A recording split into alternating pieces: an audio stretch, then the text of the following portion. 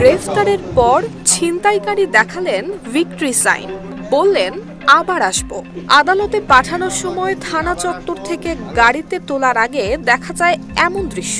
ছিনতাইকারীদের এমন অধ্যত্বপূর্ণ আচরণে হতবাক সাংবাদিক সহ উপস্থিত সবাই। ঘটনার 12 সেকেন্ডের একটি ভিডিও সামাজিক যোগাযোগ মাধ্যমে ছড়িয়ে পড়লে শুরু হয় ব্যাপক সমালোচনা।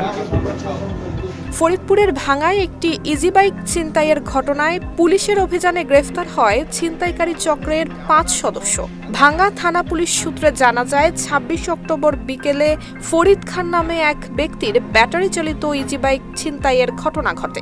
ভুক্তভোগী ফরিদ খান ভাঙ্গা বাজার থেকে এক্সপ্রেসওয়ের লোকাল লেন হয়ে পুলিয়া বাজারের দিকে যাচ্ছিলেন। পথিমধ্যে সলিলদিয়া এলাকায় একটি ব্রিজের কাছে পৌঁছালে ওত পেতে থাকা ছিনতাইকারীরা তাকে মারধর করে এবং ইজি বাইকটি ছিনতাই করে নেয়।